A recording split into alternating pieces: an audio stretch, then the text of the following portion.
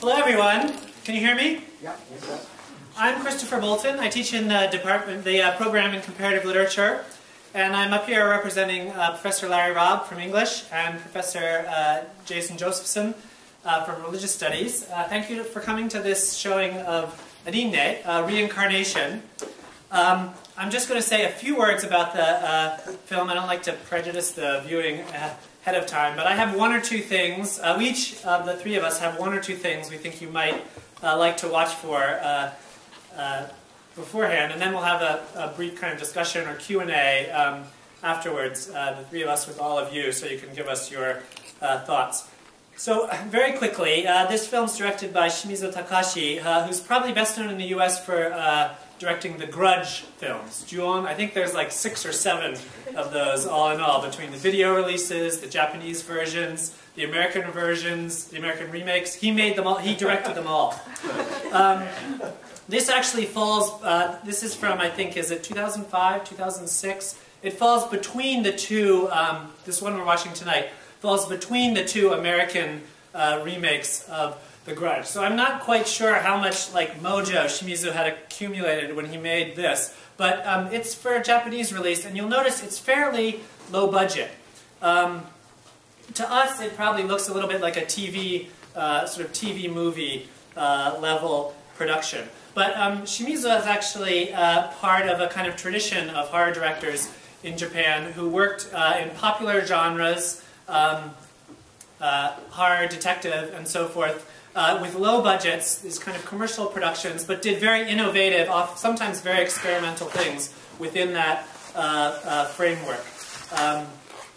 It is a really, JJ introduced this to me, and it's a really interesting film within these sort of budgetary constraints that I think Shimizu was working on. I actually thought originally it was probably a TV movie released in Japan, but I think a little digging shows that no, it had a film festival release and then a cinematic release in Japan. But it looks a little bit like a TV movie, and I think this is actually deliberate.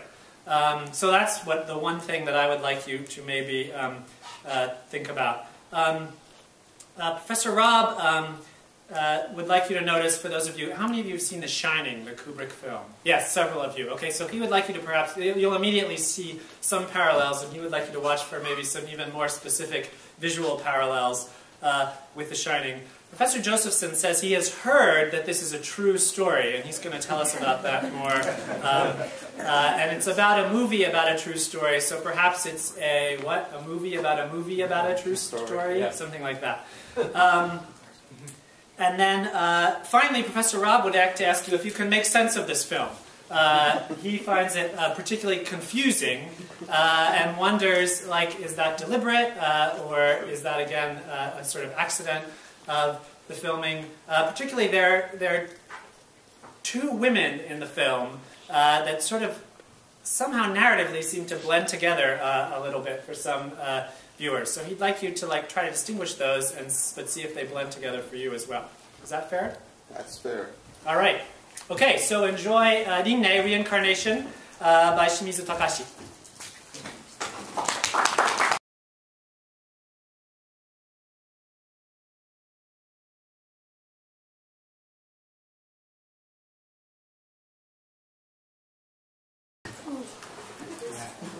Well, I said I would begin with something very brief. Well, this is the 3rd time I've seen this film. And so you can explain it to us all? no, so I'm about to do something really crazy with a knife. I suggest you all leave immediately. I've ended up feeling, especially after just seeing it, that it is both irritatingly and disturbingly incoherent. And it seems to me that there are 3 possible ways I can think about this. One, that the director has chosen as many opportunities to produce scary moments without regard to a coherent plot. 2, the plot is coherent, but I don't understand it. And 3, the plot is intentionally incoherent, or we could substitute another word, confusing, fragmented, etc., in order to produce a certain effect, which might be something like fear through aesthetic disorientation. Or something else. So I want to think that the movie is trying to do the third, that its manipulation of the various elements that, at least on a first viewing, seem to make no sense at all, and some on a third viewing don't make any sense at all, are designed not to make any sense.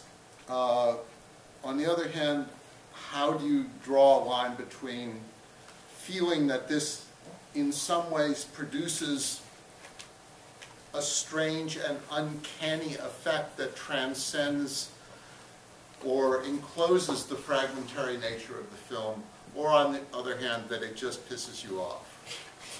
So I turn it over to my colleagues now. Well, I think I can give you a straightforward narrative about the film, and maybe I'll do that. But I'll let, because it's actually, I think that there's actually, there are two plots, and they're very straightforward, and they're just layered on top of each other. And they're pretty clear. One is about... How many times have you seen this? This is the third time I've seen it as well. The third. But 3 times. But it's okay. Well, okay. Here, let me sort of introduce. And I'm sorry, I like to stand because I feel like I both project more and feel less conscious. There are two layered things that the filmmaker is working through, in my opinion. One is a straightforward narrative that uses the concept of reincarnation and karma to tell a very typical story that you could have read maybe in basically any time from the Edo period to the present, any time from the 17th century to the present. And I'll tell you that narrative very quickly. And then layered on top of that is something having to do with representation in film. I bet Christopher will have something to say about that, but I'll place those two in relation to each other. So the first straightforward reincarnation plot, the thing that you need to know as a viewer, is that there are two Buddhist principles at play here. The idea of reincarnation, which I think we know. When Takashi Shimizu was interviewed about this film, in talking about an American audience, he said, American audiences aren't going to get this film because you don't have the background culture to understand reincarnation. And I could tell from some of the giggling in the back that people thought every time there was a reincarnation reference in this film, it was kind of hokey. But if you have to grant it as the magical realist world in which the logic of the film operates. So if you grant that, here's how the narrative goes. The other piece you need to know is that karma is the consequences of an action. That's what it literally means, go in Japanese. But it also refers to the moral consequences of something you do and how they reflect back on you. And in Japanese literature, especially from the Heian times to the present, explicitly Buddhist literature, karma functions like poetic justice. The criminal always gets, the person who is doing something always gets the karmic reward that they deserve. And in this case, what we have is the following narrative. Once we extract it from the chronology the film gives us, the basic narrative is as follows. In 1970, there is a professor obsessed with the concept of reincarnation. He stabs his wife and children and 11 people to death in a hotel room. He is then, all the people involved are then reborn, right? Each of them is reborn in a different role. The viewer already thinks that that's going to be the case. We have all these early lines about reincarnation from the very first shot of the movie. The viewer, a Japanese viewer, is going to think that the protagonist, Nagisa, is actually a reincarnation of the daughter who has been murdered by the protagonist, by the professor. And as the film goes along, it plays with that possibility. And then it introduces a second character, Kinoshita, the girl with the vanilla something on her shirt, who you show up and you're like, kind of, what is she and how does she fit into the plot? But she's actually the cue that something isn't fitting. We have other people all becoming their previous reincarnations. They all turn skeletal or zombie-like. That's them reliving or re-experiencing their previous incarnation. But she doesn't fit in. And that when you think that the protagonist is the little girl, it doesn't make any sense. And the film is going to leave you in suspense. Is there another killer? Was the mother the killer who survived? There are other possibilities. Is it all psychological? And then it's going to reveal in that final twist moment that the protagonist is, as we now know, the serial killer herself. And that everything she's experiencing is her own karmic consequences of the previous murder. So she has been reborn, and the other people are acting out their violence. They are re-inhabiting that karmic moment, such that the person who was the victimizer in the original 1970 incident becomes the victim in the contemporary moment. So she is born as a girl who looks like her own previous daughter in the last incarnation, merely so that she can replay the karmic consequences of her action. So that's the straightforward Buddhist allegorical level of the film. It's doing that, riffing through, I think, most strongly Kubrick's The Shining. I think you're completely right to observe that. The references to The Shining are clear. The other thing that it's doing is a leitmotif that it's playing through it is the idea of representation and the idea that the filmmaking itself is the murder-causing device. So in each scene when we see playing through, we know that the other reveal is that the guy obsessed with reincarnation is obsessed with filming it. And so what we have is a certain sense of playing with our audience's desire to both be the murderer and be the people in the audience watching the murder occur. And that therefore what we're actually working out is that kind of play. And when it was marketed in Japan, it played with one more level because it pretended for a second that maybe it might be based on a true story. Early interviews about this movie in Japan did that. And so that would imagine that a third level of plot, as if there was a real person who, the first incarnation of the film is the first film, the film that the old guy is shooting on his camera. The second incarnation of the film is a supposed attempt to remake the film on another set. And the third incarnation of the film is supposedly the film that we are watching itself, which is a filmmaker's attempt to refilm a film that went wrong that's based on a film of the first person who was the killer. So I think those are the plots that I see entangled and interwoven in the film. There are other things happening I'm sure that you'll all pull out. How does Yuka fit in? The actress, Yuka? No. The one who hangs her is hung. Okay. She appears both first in the audition scene, as you remember, where, yes. where she refers to that. What she is going to do is, the way that she brings the plot together is she's the person to hang on the concept of reincarnation. One of the things the film is staging also early... Is that a pun? No. Well, I mean, it's both a pun. I mean, I don't mean it as a pun. You could use it as a pun. But what it's trying to do is it's posing, it floats the psychology professor as an alternate possibility for the concept of reincarnation. He's a half-assed professor of psychology, doesn't carry very much. He thinks it's maybe cryptomnesia. You're supposed to think of that as like a demystifying move that might be true, but is probably kind of hokey. You're also supposed to not totally identify with a naive version of reincarnation. The Yuka character then is giving you a little bit more of a New Agey version of reincarnation, but it is common when she shows you the marks of the strangulation on her neck.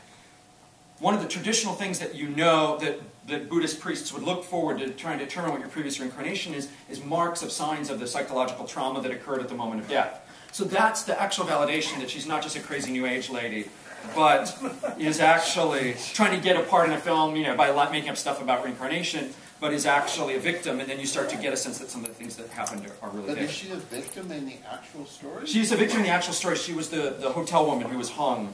By the Killer, as we see, by the character in the video, he catches her and hoists her up, and she chokes to death. So that's her death. The other piece of it to get from a Buddhist perspective then too is that the idea that objects can get contaminated by ki or chi, your psychophysical or emotional energy. If there's a very traumatic emotional moment, you communicate that to an object. So the doll is hanging, the trauma of the whole incident. It becomes kind of like the kernel around which that trauma kind of formulates itself.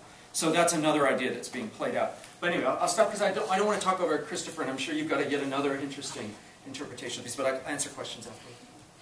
So you said you thought, so I got the Buddhist, I got the Buddhist narrative and that sort of plot. Yeah. The filmmaker is actually the reincarnation of a little boy. Yeah, that's right. And that's why he's compelled. Yeah, to that's right. Yeah. Mm-hmm. Right. Okay. But then this other layer you said about representation is the notion that what you said, filmmaking as murder, that filmmaking itself is a kind of murder. There's a kind of karmic act, that we're in some sense complicit in. I think it's playing with that anyway. And then we have multiple incarnations of the film, but the one, the first trauma, is an actual murder. And so then that's a reflection of a murder kind of. And so, and making the film and then watching the film, we are caught up in the karma itself. Yeah, that was my reading, but that's cool. I like that. So my idea was sort of formed in the early discussions we had about this, where you said you thought that it was grounded in this Buddhist history, which grounds it and makes sense of it in some sense. And you said to me that The Shining, the thing that resonated most strongly was you just thought of The Shining immediately, and it's not as good as The Shining. I mean, it's not Kubrick.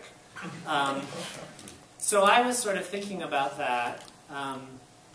Watching it here in the cinema projected, it looked more cinematic. At home on my television, it looked much more television.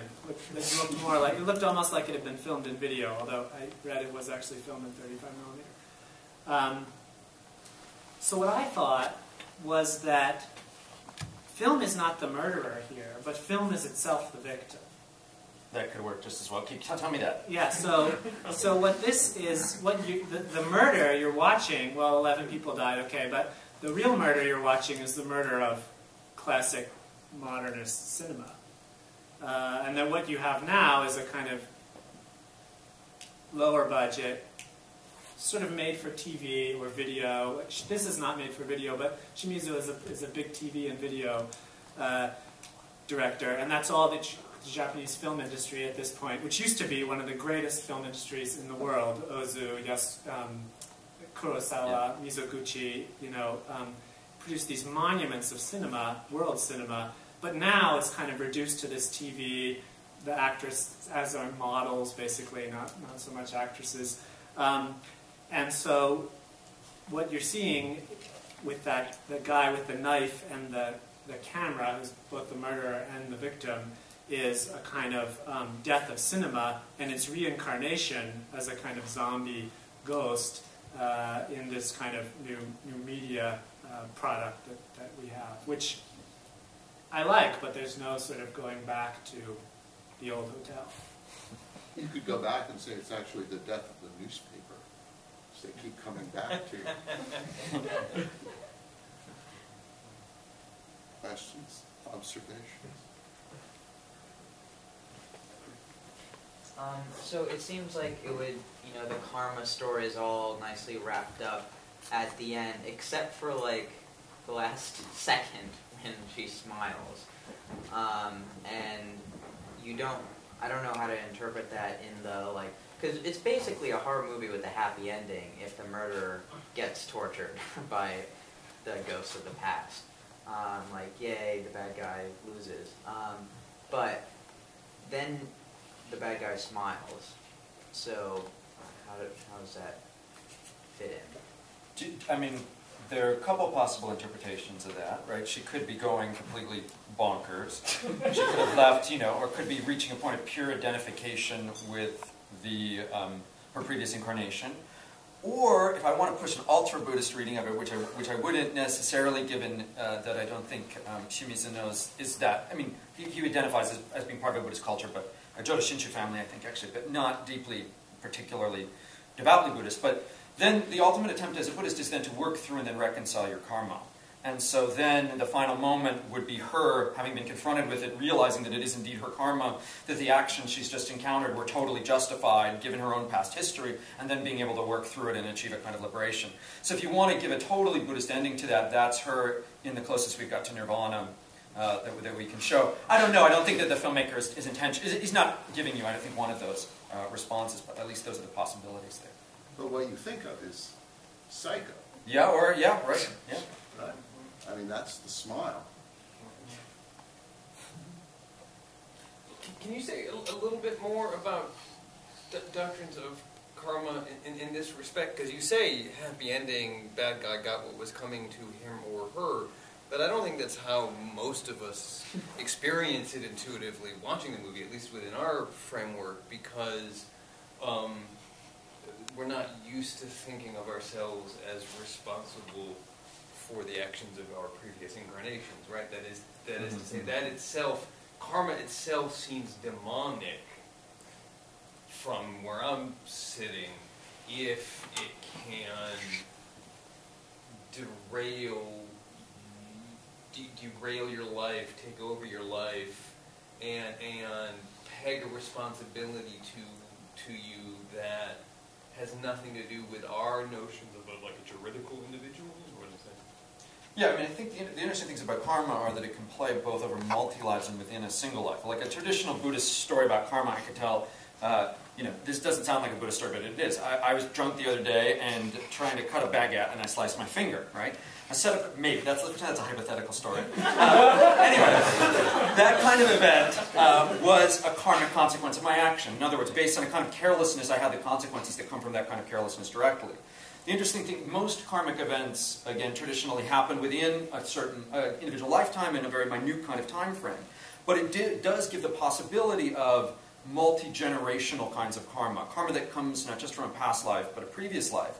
But it's less the idea that it's hijacking your next life than that it's providing an impetus or a set of momentums that carry from one existence to another. A set of both habitual mental behaviors, things that look like memories, imprints, kind of you can think about like a ball being thrown forward, and that's why the metaphor of the bouncing ball works so appropriately for karma. It moves from one life into the next and sets up some of that life's causal contours. But at any moment you have certain options about ways to intervene vis-a-vis your previous karma.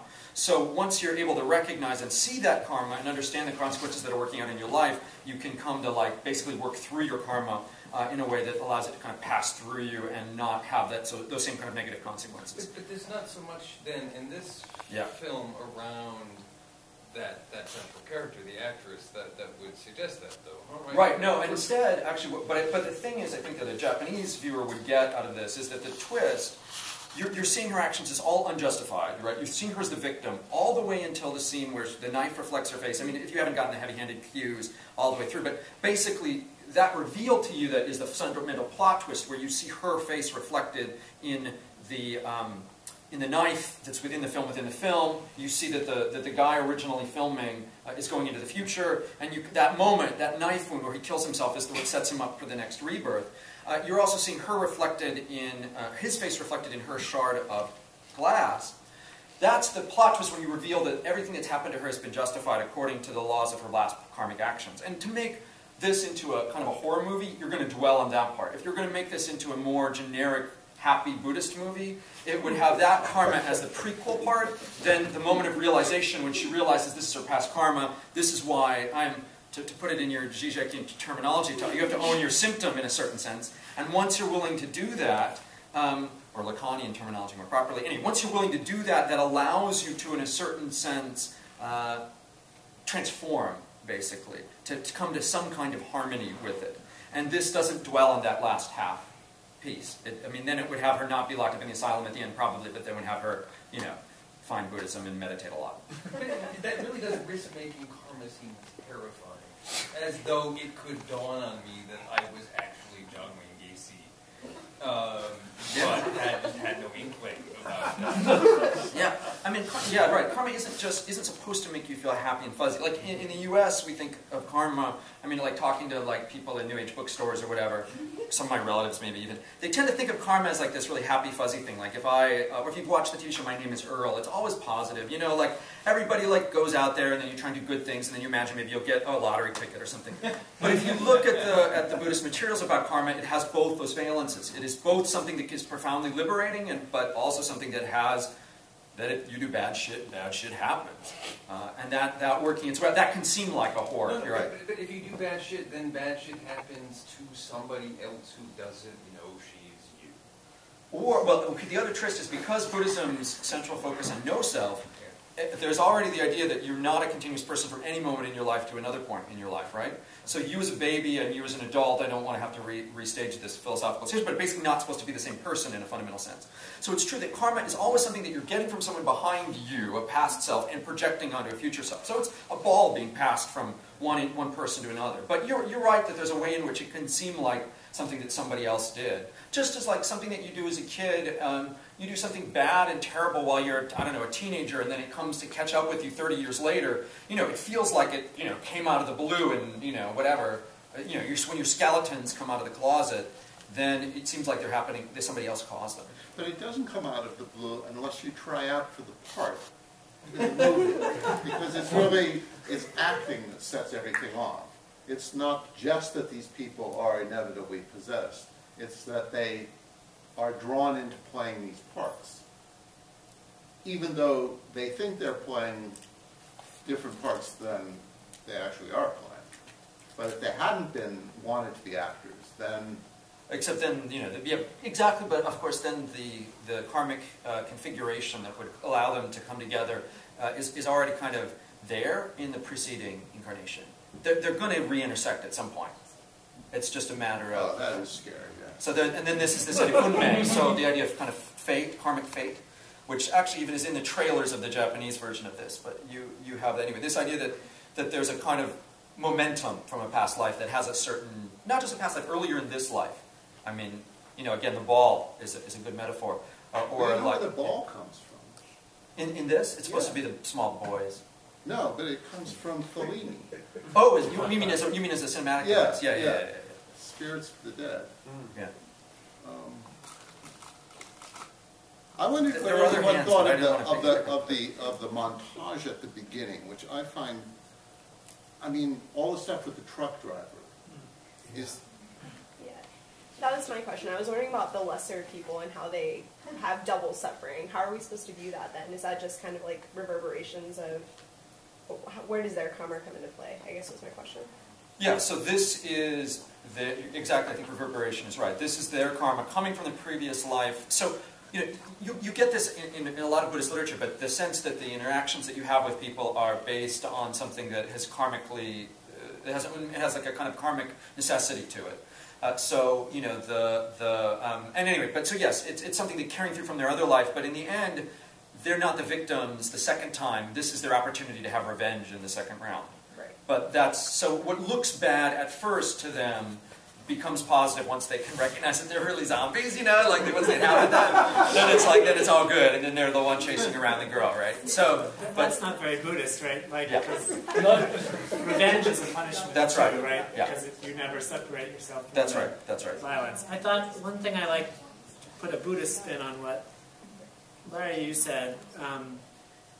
So the thing about karma is you're not supposed to be born, if you have evil karma, you're not supposed to be born the king, right, and then sort of reach your pinnacle and then fall. That's the kind of Western tragic model, right? You're really supposed to be born as an insect or so if you're in an exalted position, that's usually a sign of good past karma that then just eventually sort of runs out, right, or that you exhaust somehow. So that's why I think the actress is guilty. Like, she's not innocent, you know, to sort of put you, because the things that she wants, the things that she represents in cinematic, she's Shimizu's enemy, I think, you know, this model turned actress, and the things that she represents, the media forces that she represents, and the media culture that she represents are the enemy of cinema. So I think she gets what she deserves. I'm curious to talk more about the relationship between the camera and kind of this violence, because obviously there's this connection between the camera as this machine that can capture and that can shoot something, right? But it seems like what actually triggers the karmic moment at the end is not the camera itself, but her agent or whoever he is watching it. So in some ways, and I feel like we as the audience parallel him, like we're watching that unfolding, we're somehow complicit in it. We trigger those events. I'll let Christopher take that. Well, I think I think that's really good. I think in my reading, the reason for that would be because it's an 8mm film, right? So it represents this physical, actual film negative. It's developed into actual celluloid. Represents this older medium, this grounded, true medium that can reveal the truth, as opposed to this sort of video medium that it's like implicitly contrasted with. So that's why the film represents truth. Does that address your question? Yeah, I think.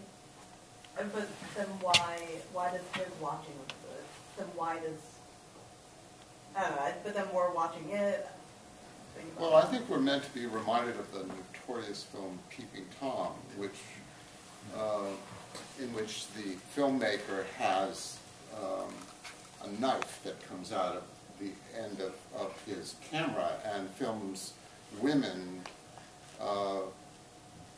that he's going to kill and wants to see the fear on their face. And there are a whole lot of films in that era, even the cheesy William Castle films, where somehow capturing fear, either in a cinematic form or in some kind of palpable form, was the desire of either the filmmaker or the mad scientist.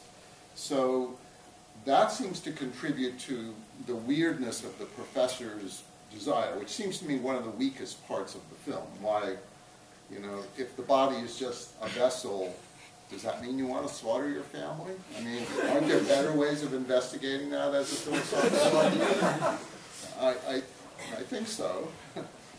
There's an interesting disagreement on the stage. I wonder if there's anything to be said about it, because I think both Larry and JJ seem to think that this particular movie is more or less hostile to film as an endeavor. I think that's what the Peeping Tom reference would have to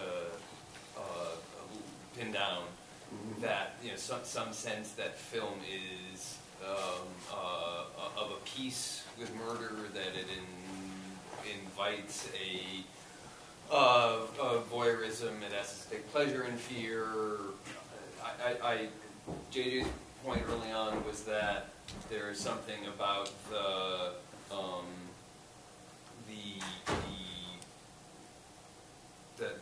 twin filmings, the running of the film alongside the production, that seems to set this final sequence in motion.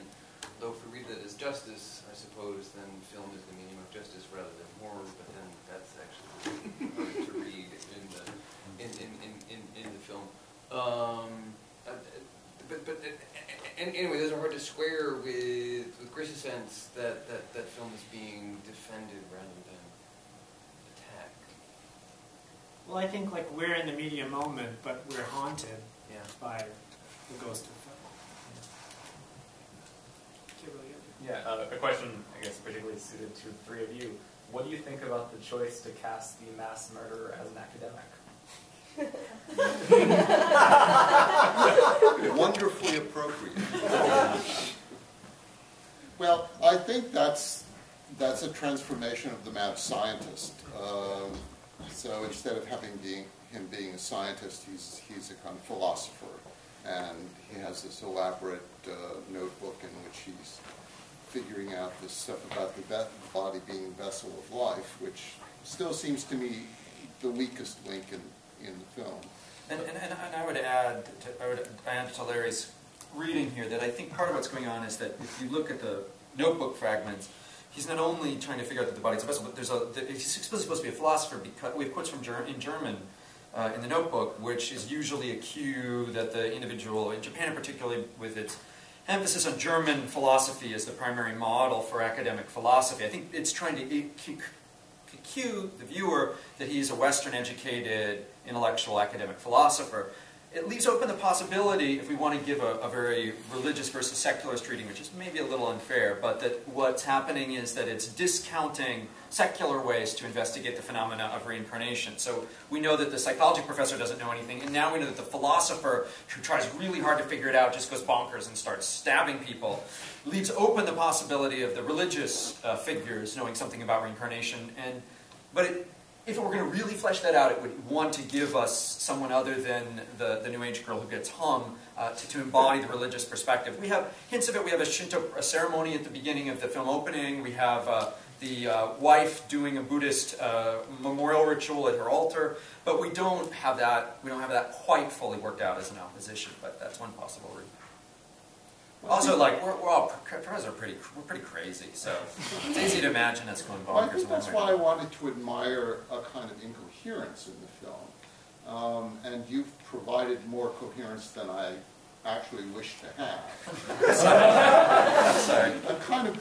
I'm glad to know that it has all this substructure, but I think for someone who doesn't know, for a Westerner, it's not available at all, and what you get is something much stranger that works with these juxtapositions of images and the audience's realization at any moment that they think that they understand something when they in fact don't understand it. And that's what I think is the most interesting element of the film, the way it plays out, perhaps not entirely successfully, an unraveling of partial understandings on our part. Oh yes, he's this person, she's that person.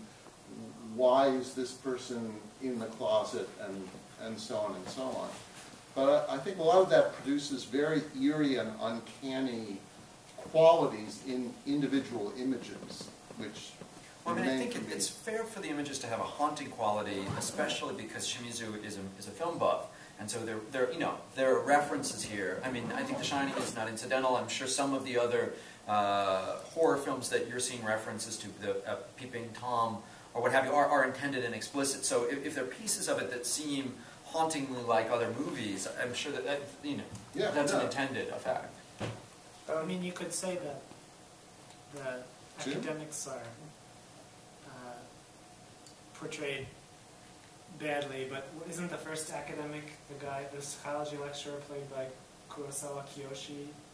Is that correct? I think so. That's Shimizu's mentor. Yeah. Like, there's also in this a famous director in the same vein. So whether it's the professors or the filmmakers that are being satirized.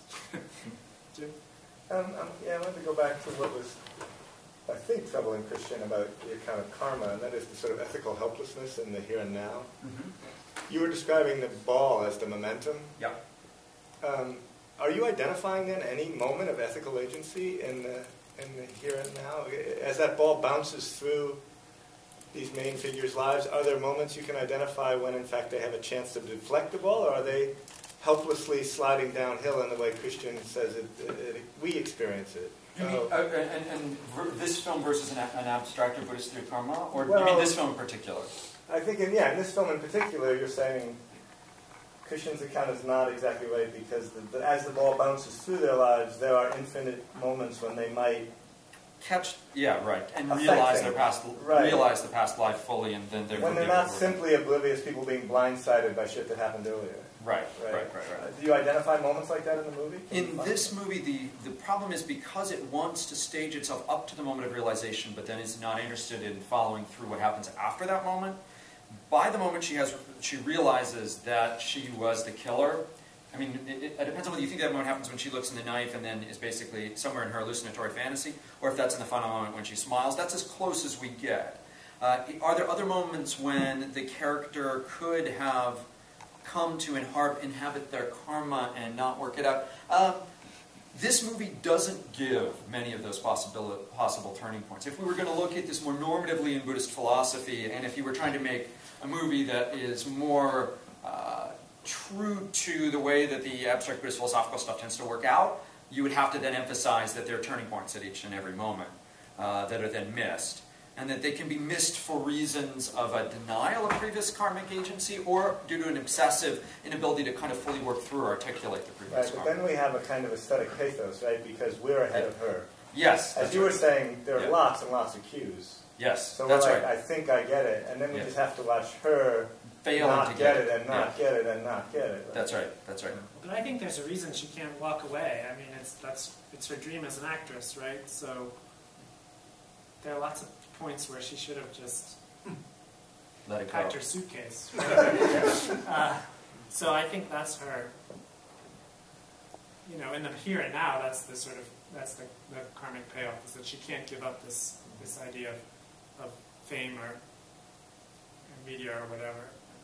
Of course, I do think international horror movie conventions, at least for non-Japanese viewers, are going to block some of those insights, right? Because I think that's true. Like, don't open the door. Yeah. Or I just mean, and I do mean that the way in which audiences typically identify with somebody who seems fingered early on as a kind of final girl figure. I then mean the way in which the ghost zombies appear as a horde of the undead, and especially if you zombify your ghost, which this movie does to a large degree. International viewers are going to be used to seeing even people who were sympathetic when living as switched over to the dark side once they get up and start staggering. So it becomes hard to see them as the karmic enforcers that I'm persuaded we're meant, at least in some way, to see them as. You had a question. Yeah, I guess to me it was unclear whether or not the film itself that the guy was producing was the trigger for this karmic reaction, or if it was already going to happen and he was just, because he was part of it, was like having these like memories or whatever that drove him to do it. Because I didn't know. The same thing kind of happened with like the doll, and like the doll would say something, and then someone would become a karmic zombie thing. I wasn't sure, like, do those actions trigger the karma, or is the karma already the thing that's happening? Well, it seemed to me, I can't speak for Buddhist philosophy, but it seemed to me that the power lies in the film director here, and he's what sets everything in motion, and that's why she says, why did you want to make this film? And I think he knows why he wants to make the film, but he doesn't know who he is, has cast himself as in the film. It seems interesting to me that in most Western versions of similar stories, there would be much more emphasis on, well, here the professor. The mad scientist is usually the person that we are invited to identify with, or you know, the person who wants to triumph over fate and God by bringing the dead back. But we don't know in this film, and maybe that's one of its flaws, the power seems to be divided between, well, actually the two directors. Maybe that's what makes it interesting, that the professor is also directing his own murderous film, and then the actual film director is redirecting that without knowing which part in that film that he's playing. That seems nice. I don't understand how the film can have all the power of people totally unrelated to the film. We're still becoming these karmic zombies that then played out this karmic interaction. Like they were living lives that were totally separate from the film. They weren't acting. They weren't. I didn't understand that either. I mean, all the zombie stuff seemed to me to be.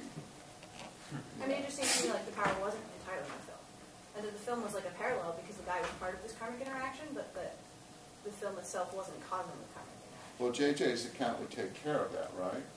I mean, everyone who participated would have been reincarnated in some way. Yeah. And would be driven to reenact the original. Is the reenactment part of an idea of karma? It can be. Yeah. It can be. Yeah. I mean, and the other piece, Jasmine, to remember too, is that then the thing that's carrying the karma forward in a lot of ways is the doll as well, and that's because it has the chi left over from the traumatic death moment of the girl child. So it's the way that object. I mean, there's that. Things can take on their own autonomy based on the emotions that are built in and around them. You get a very what gets naively called an animate zone, but that's not completely and totally unfair. But yeah, there's sort of a psychological chi that gets invested in things, and the doll has that, so it gets to be more of a token or an important token in that process.